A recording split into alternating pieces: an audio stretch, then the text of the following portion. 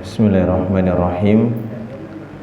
Assalamualaikum warahmatullahi wabarakatuh. Alhamdulillahilladzi an'ama alaina bini'matil iman wal islam.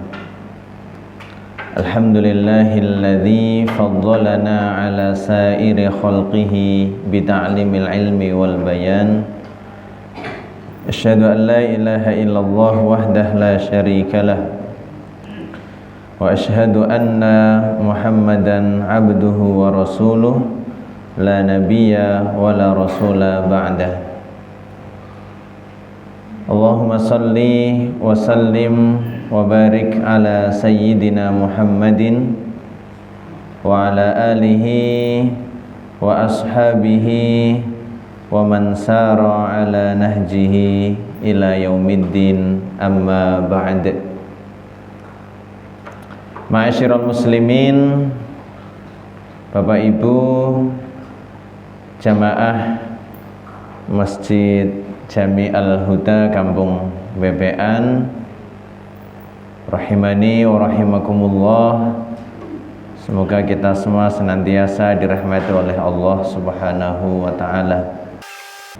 Alhamdulillah, pada kesempatan yang insyaallah mubarakah ini, pada kesempatan yang mana ya, kita semua merasakan begitu banyaknya limpahan rahmat dan kasih sayang Allah Subhanahu wa ta'ala, marilah kita kembali mengikrarkan rasa syukur kita kehadirat Allah Subhanahu wa ta'ala biqaulina alhamdulillahi rabbil alamin. Kita masih terus diberikan begitu banyak nikmat sehat, nikmat sempat, nikmat istiqomah dengan keimanan keislaman kita. Malam hari ini kita bisa kembali bermajlis, kembali berkumpul setelah pekan lalu kita liburkan sementara karena berbarengan dengan momentum pemilu. Nah, ini kita lanjut lagi untuk pengkajian dan pembahasan hadis Al-Arba'in An-Nawawi. Bapak Ibu yang dirahmati oleh Allah Subhanahu wa ta'ala, pada pertemuan terakhir sebelumnya kita masih membahas tentang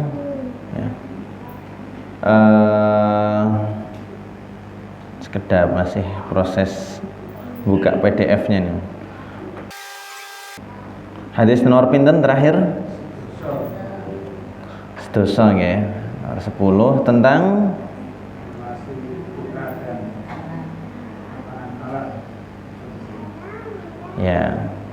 bahwa di antara sebab utama doa itu enggak mustajab, doa itu enggak dikabulkan oleh Allah Subhanahu wa ta'ala adalah makanan, minuman, pakaian atau apa-apa yang kita miliki yang haram-haram.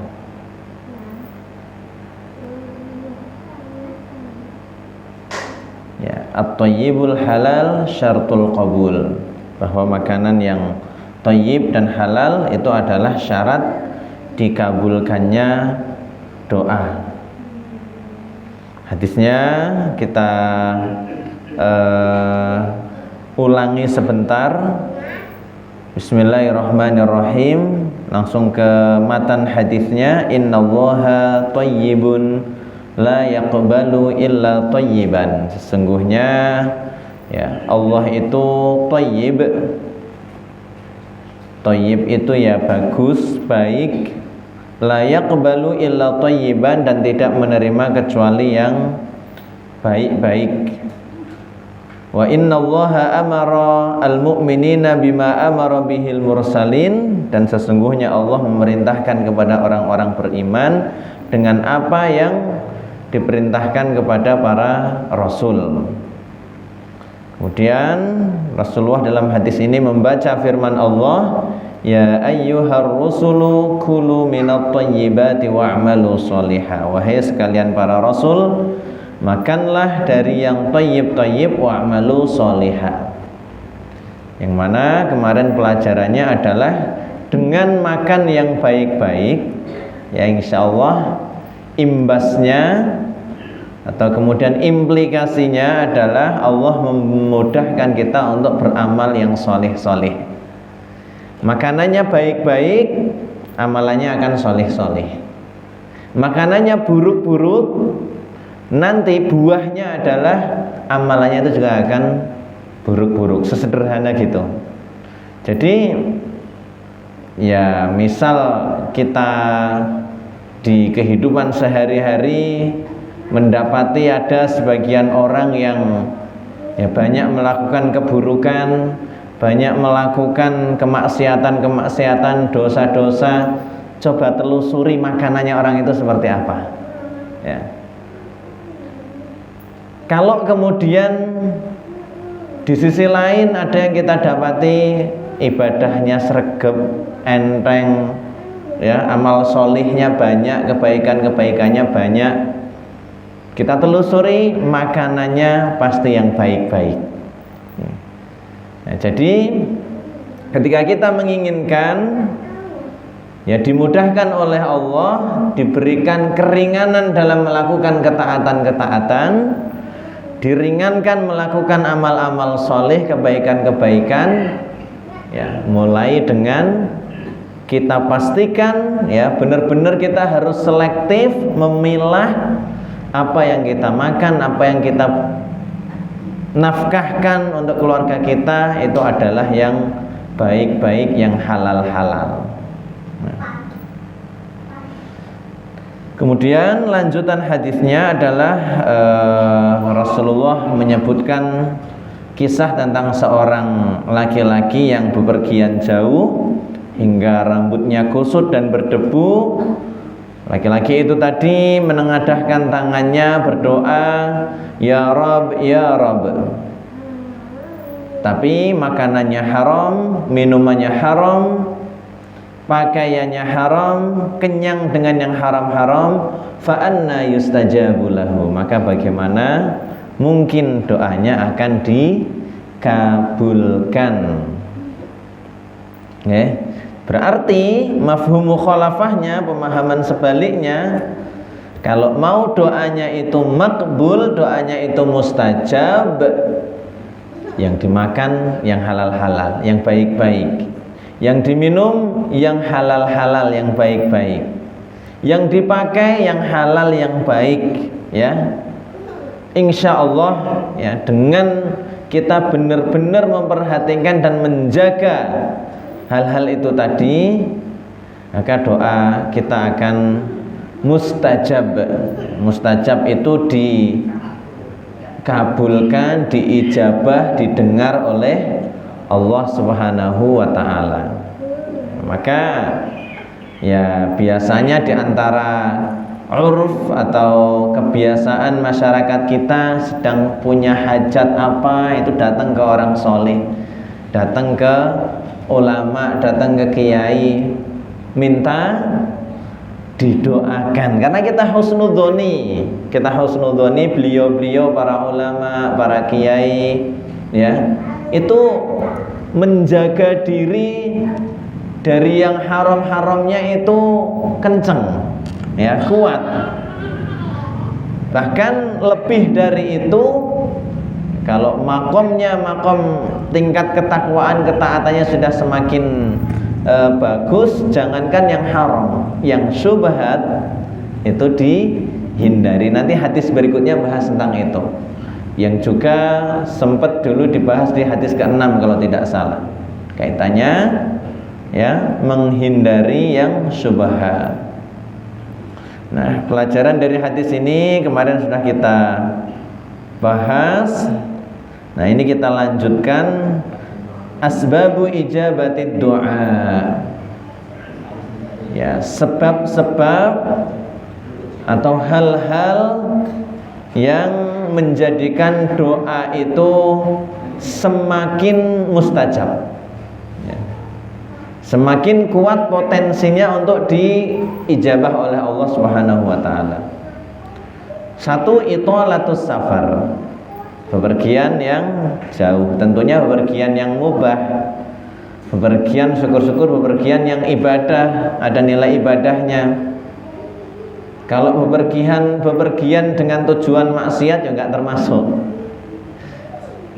Mau ke Jakarta misal jauh, naudzubillah di sana niat mau zina, itu bepergian yang haram, ya enggak termasuk. Itolatus safar, bepergian yang jauh ini adalah bepergian yang mubah, minimal mubah, lebih-lebih adalah yang ada nilai ibadahnya. Wa mujarradus safar yaqtadhi ijabatat du'a.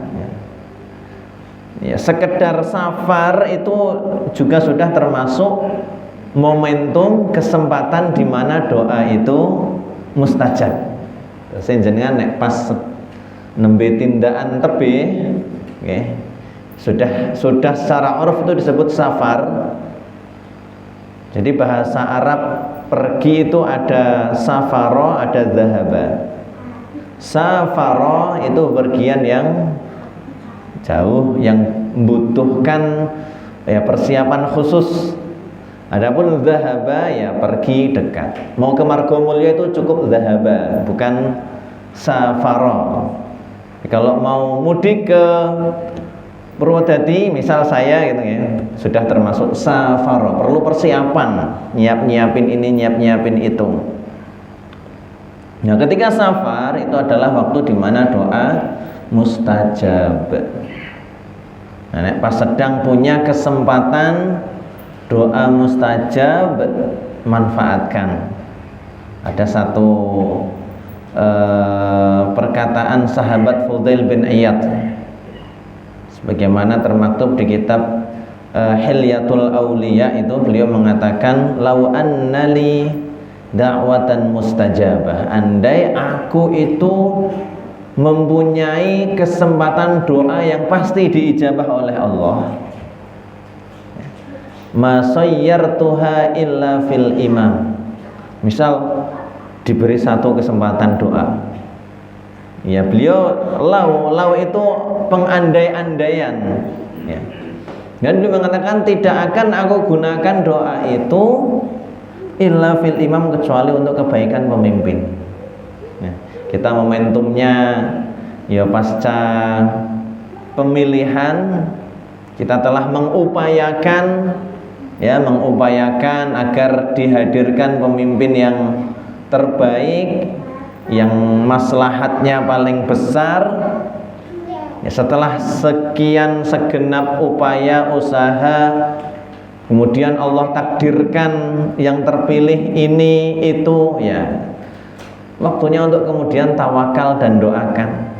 Ya, tawakal, kalau kemudian kebijakannya, instruksinya, arahannya bukan kemaksiatan, kita wajib untuk taat. Taat pemimpin itu termasuk hal yang wajib, tapi bukan kewajiban mutlak. Kalau taat kepada Allah dan Rasulnya, kewajiban mutlak. Ya ayyuhalladzina amanu athi'ullaha wa athi'ur rasula wa ulil amri minkum. Ati'ullah, taatlah kepada Allah, wa ati'ur rasul, dan taatlah kepada Rasul, wa ulil amri, enggak pakai kata ati'u lagi, langsung wawu ataf, dan juga kepada ulil amri. Pada ulil amri ketaatan yang dengan ketentuan dan batasan, ya.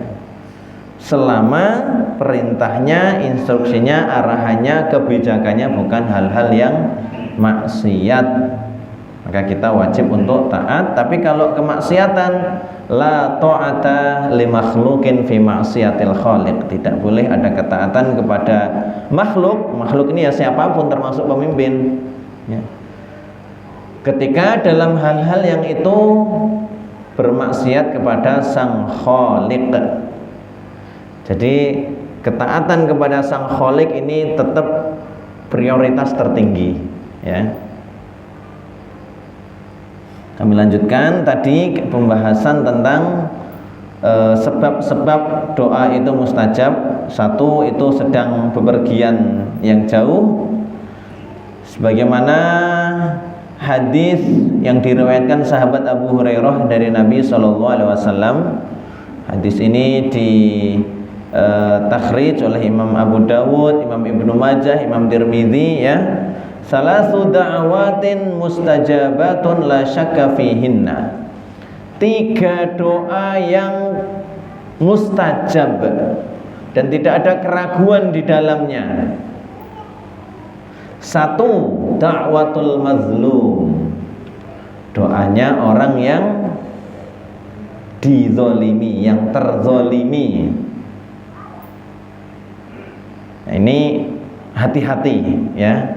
Doanya orang terzolimi, syukur-syukur kalau yang terzolimi itu dia bijak dan solih, dia manfaatkan untuk mendoakan kebaikan untuk yang menzoliminya. Wah, itu luar biasa. Tapi kan nggak mesti, kadang ya nggak semua orang hatinya lapang. Begitu ia merasa terzolimi dan secara syar'i dia memang terzolimi, misal mendoakan, wah itu doa yang mustajab, ya, mustajabatun la syakka fihinna. Bahkan kata Rasulullah, la syakka, nggak ada keraguan, ya. Da'watul mazlum, doanya orang terzolimi. Da'watul musafir, doanya orang yang sedang safar. Nomor 2. Wa da'watul walidi liwaladihi. Yang ketiga, niki jenengan sedaya gadah kesempatan niki insyaallah. Doanya orang tua terhadap anaknya. Nggih. Doanya orang tua terhadap anak, untuk anaknya. Nah, kalau kita dalam posisi sebagai orang tua, dalam konteks memahami ini tadi, sebagai orang tua yang punya anak, ya, doakan yang terbaik, yang baik-baik untuk anak-anak kita, khususnya kebaikan akhirat. Ya, namanya minta doa ya fid dunya hasanah fil akhirati hasanah. Di dunia kebaikan, di akhirat kebaikan. Tapi insya Allah setiap orang tua secara naluri, secara fitrah itu ya doakan anak-anaknya, ya, doakan kebaikan. Jadi kasih sayang orang tua untuk anak itu ya sudah kayak tabiat naluri, nggak mungkin orang tua nggak sayang ke anaknya. Nah, kalau kita dalam konteks posisi sebagai anak, nah, hati-hati jangan sampai membuat orang tua itu murka. Jangan sampai apa dari ucapan kita, perbuatan kita yang itu membuat orang tua kecewa, ya, murka, kemudian marah, sampai kemudian gak ridho dengan kita, itu jangan sampai. Hadis yang cukup masyhur, ridhollah fi ridhol walidain. Ridhonya Allah itu ada dalam keridhaan kedua orang tua. Kalau orang tua, kedua orang tua ridho, Allah ikut meridhoi. Wa suhtullah fi suhtil walidain, dan kemurkaan Allah itu ada dalam kemurkaan orang tua. Kalau sampai orang tua kok sampai murka, marah sama anak, wah bahaya, ya. Makanya apa, birrul walidain, bakti kepada orang tua itu dalam Islam mendapatkan perhatian yang sangat besar, ya, perhatian yang sangat besar.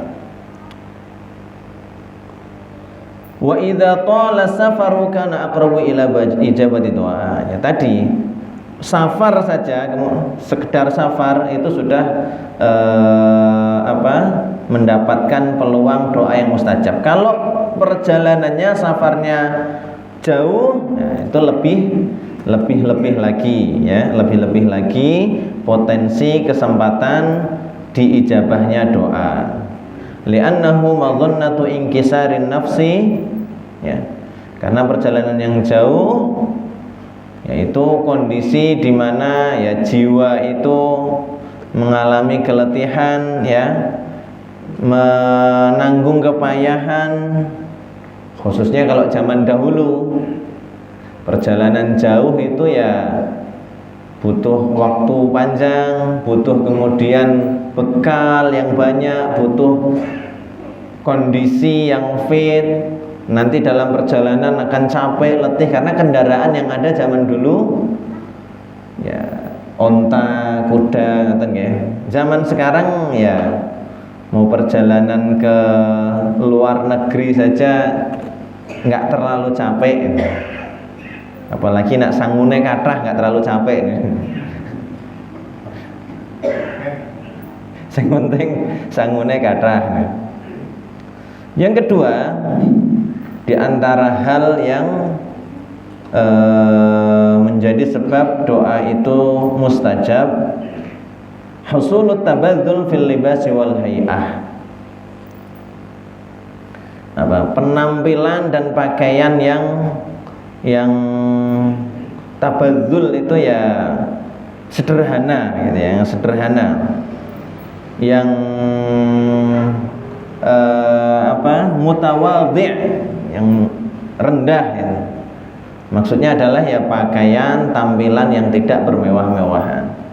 Qala sallallahu alaihi wasallam fi haditsin masyhur, Rasulullah sallallahu alaihi wasallam dalam satu hadis yang terkenal berfirman, rubba ash'atha aghbara dhi tamrain madfu'u bin abwab law aqsama 'ala Allahi la abarrahu. Betapa banyak ya orang yang dia itu lusuh, berdebu, ya, kalau kemudian mengetuk pintu orang banyak ditolak, tapi kalau dia bersumpah atas nama Allah la abarrahu, ya, pasti diijabah oleh Allah Subhanahu wa taala. Dan di antara yang menjadi landasan ketentuan kedua ini tadi adalah waqad kharajan nabiyyu sallallahu alaihi wasallam ilal istisqa mutabadzilan mutawadhi'an mutadharri'an. Beliau Rasulullah pernah suatu waktu, suatu ketika keluar untuk menunaikan salat istisqa. Salat napa istisqa niku? Meminta hujan. Kemarau kemarin cukup panjang kemaraunya, banyak wilayah daerah yang sampai kekeringan, kesusahan air. Klaten insya Allah relatif aman okay, urusan sumber air nih. Tapi kalau ke Gunung Kidul, kalau ke daerah-daerah Purwodadi yang sudah wilayah perbukitan nih, bukit-bukit batu ya. Kalau kemarau panjang susah nyari air. Kayak kemarin sudah cukup banyak yang melaksanakan sholat istisqa. Nah, di antara adab dan kesunahan sholat istisqa itu kita disuruh memakai pakaian yang lusuh.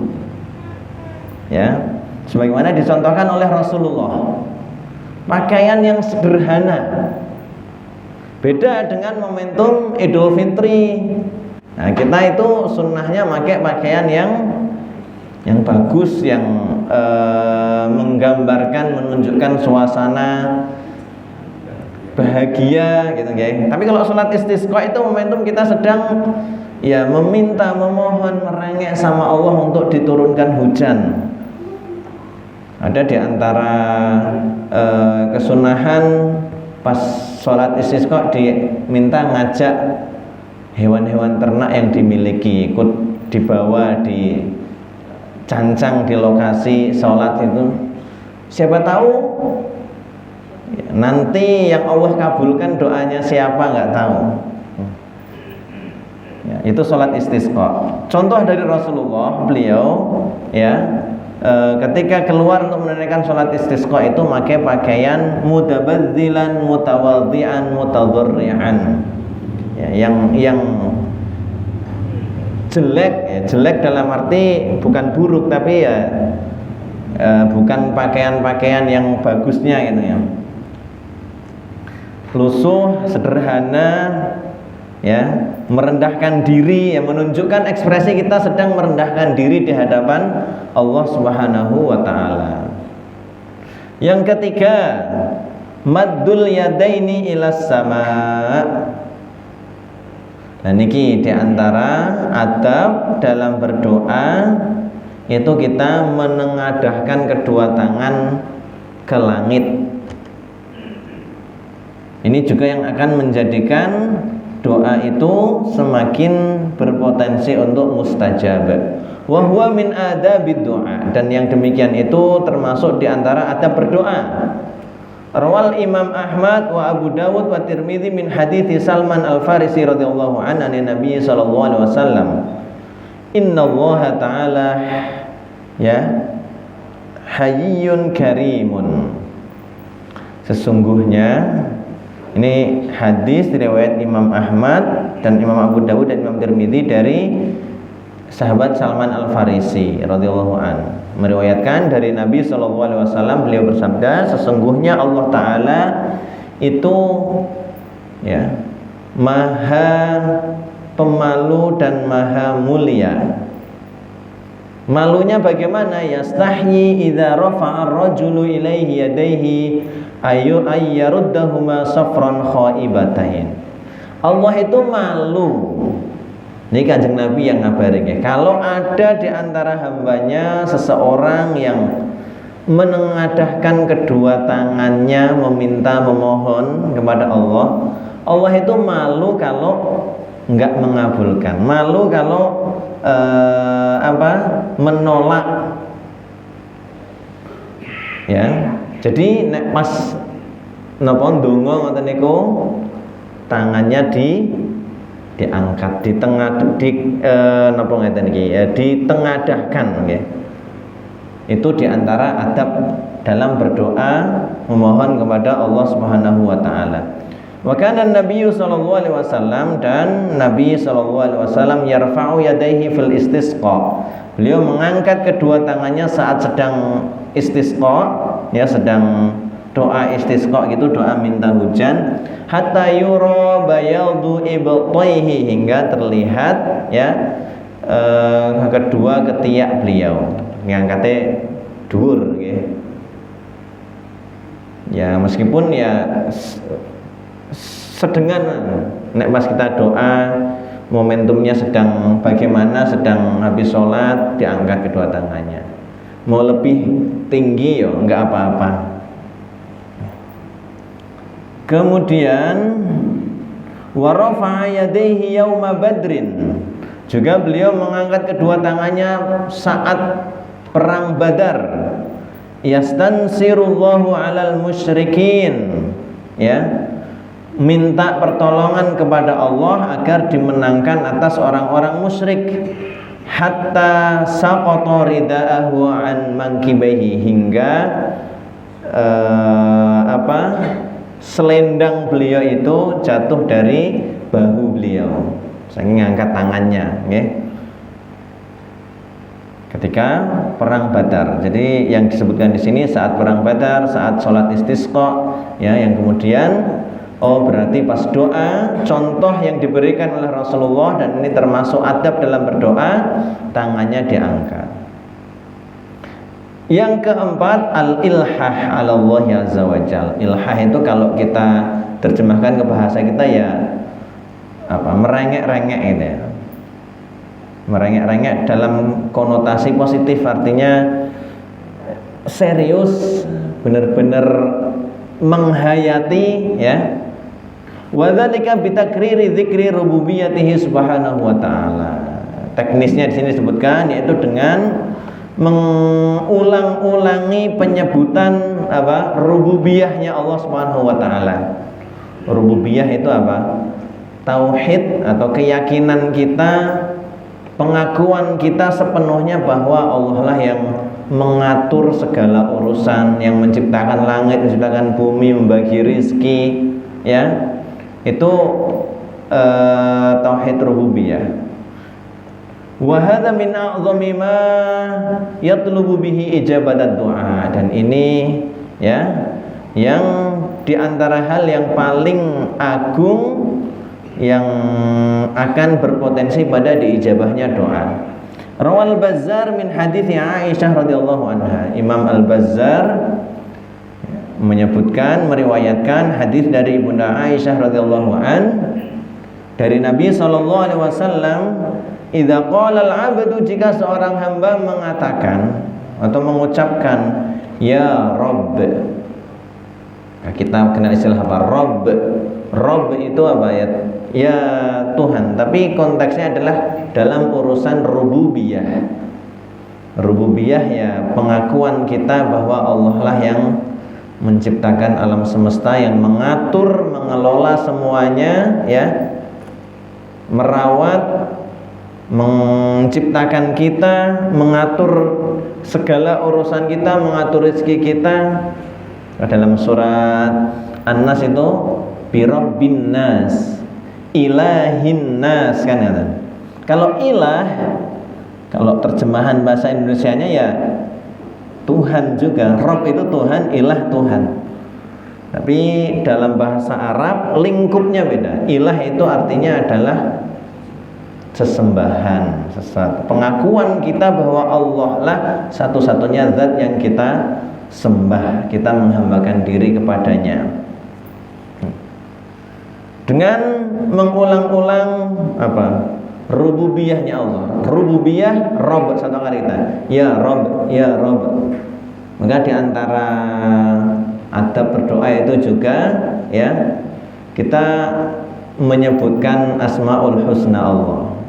Minta pengampunan ya sebutkan ya Ghafur, ya Rahim. Minta rezeki ya Razzaq dan lain sebagainya, ya Jabbar, ya Mutakabbir,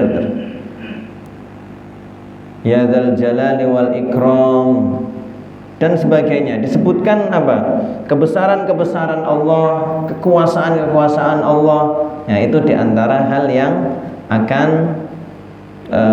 menjadikan doa kita mustajab. Kalau di sini yang disebutkan adalah idza qala al-'abdu ya Rabb. Kalau seorang hamba dia mengatakan ya Rabb, duhai Rabb. Ya Allah, ya Rabb, arba'an, selama sebanyak 4 kali. Qala Allah, maka Allah akan mengatakan labbaika 'abdi. Labbaik artinya apa?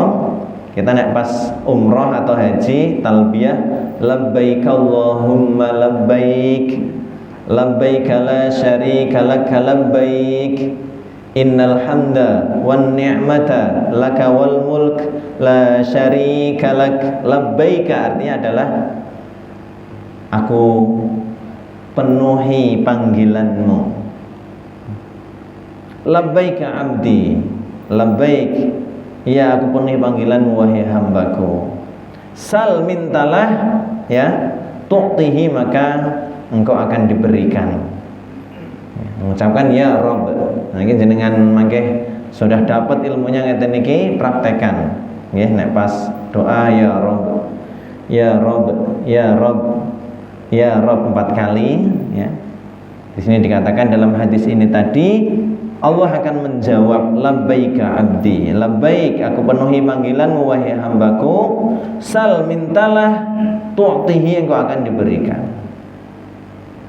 Itu 4 hal tadi kaitannya dengan sebab-sebab doa itu diijabah.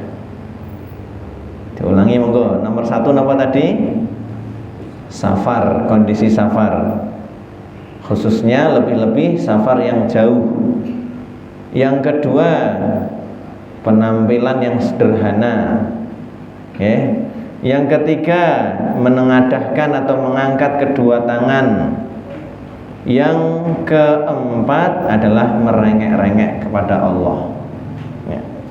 Yaitu dengan mengulang-ulangi rububiyahnya Allah Subhanahu wa ta'ala. Berikutnya sebaliknya, ma yamna'u ijabatad du'a, apa yang mencegah atau menghalangi diijabahnya doa. Asyara sallallahu alaihi wasallam fi hadzal hadis. Nabi sallallahu alaihi wasallam dalam hadis tadi mengisyaratkan bahwa ya at-tawassu' fil haram apa? Tawassu' itu ya maksudnya menjatuhkan diri ke hal-hal yang haram atau bermuamalah dengan yang haram, aklan entah itu makanan, wa syurban entah itu minuman, wa labsan entah itu pakaian, ya, yamna'u ijabatad du'a, mencegah, menghalangi diijabahnya doa. Maka dalam hadis tadi kan yang diceritakan oleh Rasulullah, orang yang secara kondisi dia terpenuhi dalam dirinya hal-hal yang mana doa itu ijabah, ya kan, sedang safar jauh sampai kemudian tampilannya lusuh, menengadahkan tangan mengucapkan ya Rob ya Rob. Tapi apa kata Rasulullah? Fa anna yustajabalahu, bagaimana mungkin doanya diijabah? Tersebab apa? Makanannya haram, minumannya haram, pakaiannya haram, kenyang, makan yang haram. Na'udzubillah min dzalik. Maka Rasulullah mengatakan fa anna yustajabu lahu, bagaimana mungkin akan diijabah untuknya, ya. Mungkinkah, atau kita harus mengatakan fa anna itu kan mungkinkah akan diijabah doanya. Ini istifham waqa'a ala wajhi ta'ajjub wal istib'ad. Pertanyaan yang mengandung maksud pengingkaran. Jadi redaksinya redaksi pertanyaan, tapi maksud Rasulullah adalah pengingkaran, bahwa enggak akan diijabah doanya. Walaysa sharihan fi istihalatil istijabah wa man ahabil kulliyah. Ya, dan tidak secara sharih, ya, bahwa tidak akan diijabah atau ditolak doanya secara keseluruhan, tapi ya dengan interaksi dengan yang haram-haram itu tadi, ya, menjadi terhalang dan ditolaknya doa-doa kita. Sedikit lagi, yang ketujuh, ad-du'a mukhul ibadah. Doa itu adalah inti ibadah. Karena ketika kita berdoa memohon kepada Allah, artinya di situ ada pengakuan kita bergantung kepada Allah, ya. Bahwa kita harapan terbesar kita adalah kepada Allah. Kita tidak menyandarkan kepada yang lainnya. Kita bersandar kepada Allah Subhanahu wa taala. Maka doa itu adalah intisari ibadah dan hakikat tauhid dan ikhlas. Hakikat ketauhidan di antara ekspresinya adalah dengan berdoa kepada Allah Subhanahu wa taala. Artinya dengan berdoa kita kan enggak sombong, enggak menyandarkan pada kemampuan kita, enggak bergantung pada sebab-sebab manusiawi, tapi ya kewajiban kita berikhtiar, kewajiban kita mengupayakan, ya setelah itu kita berdoa, memohon kepada Allah, tawakal, ya nanti hasilnya yang Allah takdirkan bagaimana, pasti ada hikmah di balik hal tersebut. Yang kedelapan, hadis ini juga kemudian memberikan arahan alal infak minal halal. Kalau berinfak itu ya dari yang halal. Innallaha thayyibun la yaqbalu illa thayyiban, yang tidaklah Allah menerima kecuali yang baik. 9, annaman arada du'a lazimahu ayyatani bil halal fi ma'kalihi wal basi hatta yuqbalu du'ahu. Barang siapa yang ingin berdoa, maka hendaklah kemudian memperhatikan kehalalan makanannya, pakaiannya, minumannya, hingga doanya itu diterima oleh Allah Subhanahu wa taala. Ya, demikian untuk pelajaran-pelajaran yang bisa kita petik dari hadis yang ke-10 itu tadi, ya. Ini telah selesai dari pembahasan syarahnya. Insyaallah pertemuan berikutnya pekan depan kita masuk hadis yang ke-11 insyaallah. Begitu Bapak Ibu yang dirahmati oleh Allah Subhanahu wa taala untuk pembahasan kita malam hari ini. Pas mancing waktu Isya. Monggo Pak De. Perbedaan antara orang tua sama mertua. baik anu doanya orang tua terhadap anaknya. Nggih. Kalau secara bagaimana kita bersikap, bagaimana kemudian kita berbakti, disebutkan oleh para ulama orang tua kita itu 3. Abul jasad, abul ruh, abul musahhar. Artinya bapak biologis kita, ya bapak jasad kita ini. Kemudian bapak yang menempa ruh kita, guru-guru kita, ya, murabi kita, mursyid kita, orang yang memberikan pembinaan ruhiyah kepada kita. Satu lagi ya bapak mertua, bapaknya istri kita, bapaknya suami kita kalau untuk ibu-ibu. Secara kita berbakti, kemudian takzim, memberikan bir, apa? Bir itu birrul walidain ya, bukan bir bahasa Indonesia. Ya, bir bahasa Arab niku artinya berbuat baik. Niku sama. Tapi tentu secara kaitannya dengan doa, orang tua biologis kita, orang tua yang ya secara nasab kita ke beliau itu tentu lebih. Ketika disebutkan hadis tadi, ridhollah fi ridhol walidain, ridho Allah itu berada dalam keridhaan kedua orang tua. Yang dimaksud adalah orang tua bapak ibu kita. Kemudian apalagi hadis tentang birrul walidain itu. Ya, ayat-ayat begitu banyak, wabil walidaini ihsana, dan kemudian berbuat ihsanlah, berbuat baiklah kepada kedua orang tua. Itu maksud dari ayat itu adalah orang tua biologis kita. Kemudian